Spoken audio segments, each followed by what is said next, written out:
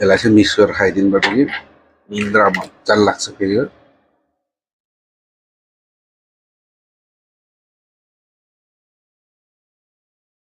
ल यसो आट्टै खाएछ फेरि।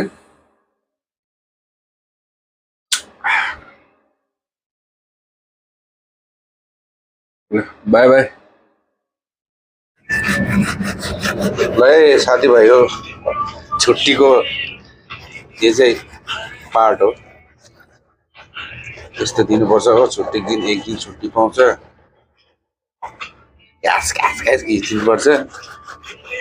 लुगा भर्खर धोइसकेको, जुत्ता लुदा लुगा धुँदै 12 बज्नु आँटिसक्यो। छुट्टी चाहिँ यस्तै हो क्या, नाम मात्रै छुट्टी हो। अब खाना खुवाइरहेको छैन, अब खाना बनाउनु पर्छ, खाना खानु पर्यो।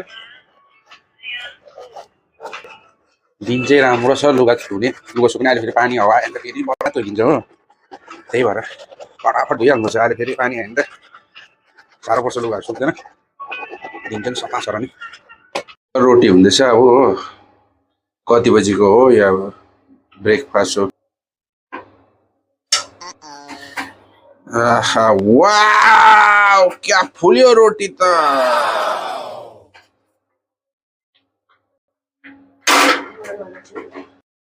यो चाहिँ अब हाम्रो चाहिँ, मेरो चाहिँ बिहानकै हो।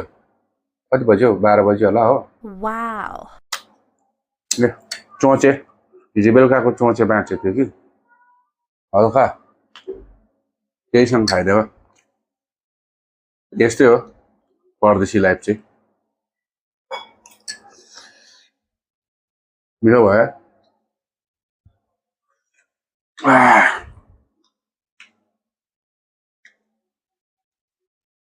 चोचेको टेस्ट नै डेन्जर हो नि त, बनाउने मान्छे पनि डेन्जर छ नि त।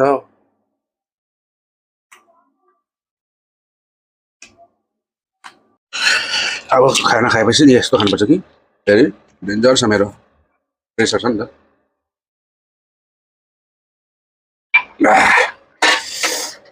यो चाहिँ तातो पानीसँग हल्का हो। यो दबाईहरूले चाहिँ प्रेसर मात्रै होइन हो, धेरै कुरा ठिक गर्छ।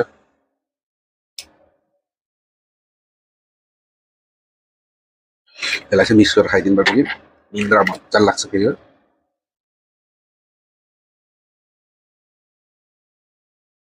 ल यसो आट्टै खाएछ फेरि।